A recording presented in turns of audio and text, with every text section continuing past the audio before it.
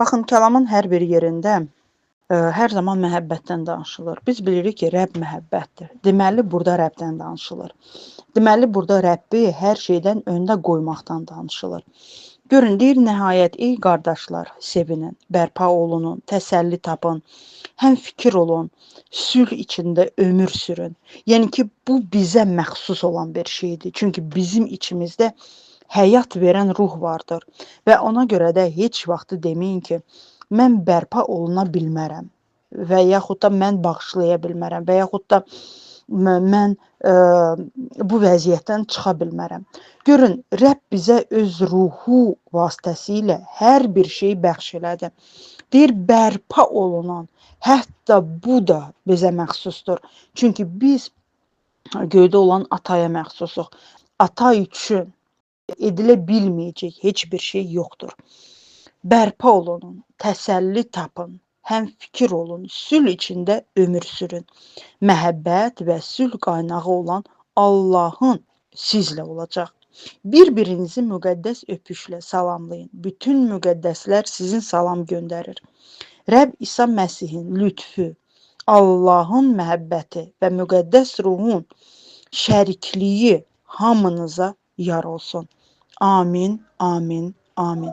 Həqiqətən də biz Rəbbin içində yaşadığı halda biz məhəbbətin nə olduğunu və Rəbbi birinci yerə nə cürnə qoyacağını bilə biləcəyik.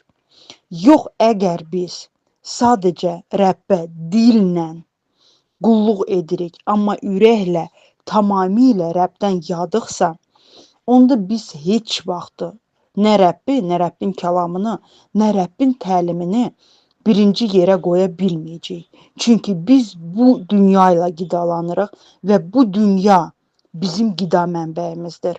Ona görə də biz bu dünyada olan hər bir şeyi birinci yerə qoyacağıq. Burada deyir, öpüşlə bir-birinizi salamlayın. Bir-birinizə sülh arzu etməkdən bir-birinizi qarşılayın, məhəbbətlə biri. Bu hardan qaynaqlanır? Yalnız məhəbbətdən qaynaqlanır. Bu məhəbbət də kimdir? Rəbb İsa Məsihdir. Əgər biz həqiqətən də o meynə üzərində, İsa Məsih meynə üzərində yaşayırıqsa, o meynə üzərindən qidalanırıq, o meynə üzərindən bəhrələniriksə, inanın, biz hər zaman bərpa olunacağıq, biz hər zaman təsəlli tapacağıq, biz hər zaman hamısı bir yerdə həm fikir olacağıq, heç vaxt bizim aramızda anlaşılmamazlıq belə olmayacaq. Çünki biz bir meynə üzərindəyik və bir meynədən qidalanırıq. Biz bu dünyaya bir prizmadan baxırıq. Çünki bizə həyat verən bir yeganə İsa Məsihdir. Əgər biz artıq o meynədən qidalanmırıqsa, əgər biz artıq o meynə üzərində deyiliksə, bizim həyat baxışlarımız belə dəyişəcək, bizim danışıq tərzimiz belə dəyişəcək və biz bir-birimizi anlamayacağıq. İnanın, biz bəzən dillə İsa Məsihi iqrar edirik, amma bizim ürəyimiz tam İsa Məsihdən uzaqdadır.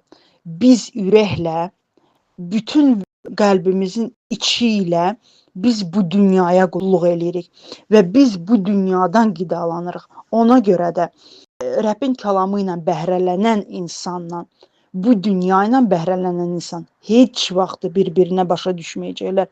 Heç vaxt onların sözləri bir olmayacaq. Onlar heç vaxt sülh içində yaşaya bilməyəcəklər. Çünki biri arandan danışacaq, biri də dənizdən danışacaq. Biri göydən danışanda, biri yerdən danışacaq. Ona görə də onlar heç vaxt bir prizmadan müəyyən bir şeylərə baxa bilməyəcəklər və hər zaman onların aralarında münaqişə olacaq. İnanın, bu o qədər mənə rahatlıq verdi ki, çünki mən belə insanlarla artıq görüşdükdə, belə insanlarla ünsiyyətdə olduqda mən bilirəm ki, onlar Rəbbin meynəsindən qidalanmırlar. Onlar Rəbbin ruhu ilə böyümürlər. Onlar Rəbbin təlimi ilə, Rəbbin tərbiyəsi ilə yaşamırlar. Ona görə də biz bir-birimizi başa düşmürük. Mən dediyimi o insanlar başa düşmür. O insanlar dediklərini mən qəbul edə bilmirəm. Çünki onlar dedikləri bir şeylər Rəbbin təlimi deyil. Bu dünyanın təlimatıdır. Bu dünyanın verdiyi vədləridir. Biz bilirik ki, bu dünya müvəqqətidir. Bugün var, sabahı yoxdur. Bu dünyanın təlimatı da müvəqqətidir. Çünki o günü-gündən dəyişir. Adicə, baxın, bəzi bir qanunlar var ki, onlar ilbəil dəyişir. Yəni ki, qanun olaraq bir ömür boyu bir qanun sürmür. O qanun 2 ildən bir, 3 ildən bir dəyişir. Və dünyanın təlimatı da budur. Dünyanın təlimatı dünyaya sərf elədiyi kimi qanunları qoyur. Özünə sərf elədiyi kimi qanunları qoyur və ona görə də bu qanunlar dəyişdikcə o insanın həyat tərzi də dəyişir, o insanın danışıq tərzi də dəyişir və o insan çaşqınlıq içində yaşayır. İnanın bu belədir. Amma Rəbbin təlimatı bugün, sabah və əbədi olaraq eynidir. Bunu kəlam təsdiqləyir. Hər bir sözündə, hər bir nöqtəsində təsdiqləyir ki, mənim təlimatım 2000 il əvvəl necə idisə, bugün də odur. Və mənim təlimatım heç vaxtı dəyişmir. Rəbbi, hər şeydən öncə Rəbbi sev və sonra öz qonşunu özün kimi sev. Və bu təlimat günü bu gündə bizim həyatımızda bərqərardır və biz bu təlimatın üzərində bəhrələnirik. Bu təlimatın üzərində sütun quraraq, yəni ki, öz yaşamımızı qururuq. Və ona görə də bəziləri sizi eşitmədikdə, bəziləri sizi anlamadıqda onlarla münaqişələrə girməyin, onlarla spor eləməyin. Buraxın onları Rəbbin ətəyinə, buraxın onları Rəbbin əlinə. Çünki yalnız Rəbb onların fikirlərini dəyişdirə bilər. Amma siz Rəbbin ətəyindən daha da möhkəm yapışaraq, daha da möhkəmlənin və daha da böyüyün. Qoy Rəbb hər birinizə xeyir duası ilə gəlsin. Qoy Rəbb hər birinizin üzərinə öz məhəbbəti ilə gəlsin, öz sevgisi ilə gəlsin, öz möhtəşəmliyi ilə gəlsin. Qoy bugünkü gün sevinclə dolu olsun, məhəbbətlə dolu olsun, sağlıqlıqla dolu olsun. Qoy bugünkü gününüz sizə o qədər rahatlıq gətirsin, o qədər gözəllik gətirsin ki, hər bir saniyənizə Rəbbə şükür eləyəsiniz. Və görün nə gözəl kəlamlardır. Deyir, beləliklə Allahın seçilmişləri, müqəddəsləri və sevimliləri kimi ürək mərhəməti, xeyirxahlıq, itaatkarlıq, həlimlik və səbrə bürünün. Çünki bunların hamısı Rəbbin özüdür. Həlimlik də Rəbdir, səbir də Rəbdir, itaatkarlıq da Rəbdir, xeyirxahlıq da, mərhəmətlilik də, hər şey Rəbdə vardır. Və biz Rəbbə büründükdə bunların hamısı bizi əhatə edəcəkdir və bizə həqiqətən də rahatlıq verəcəkdir. Ətrafımızda olan bütün vəziyyətlərdən rahatlıq verəcəkdir. Gözümüz gördüyü hər bir şeydən rahatlıq verəcəkdir. Qulağımız eşitdiyimiz hər bir şeydən rahatlıq verəcəkdir. Ona görə də baxın, Rəbb deyir, siz seçilmişsiniz, siz sevimlisiniz, siz bir dənəsiz, sizdən yoxdur. Siz bu dünyada nə baş verirsə, ona fikir verməyin. Amma mənə bürünün ki, baxın, bunların hamısı səbir, həlimlik, xeyirxahlıq, itaatkarlıq sizin həyatınızda, sizin evinizdə, sizin həyat tərzinizdə bərqərar olsun.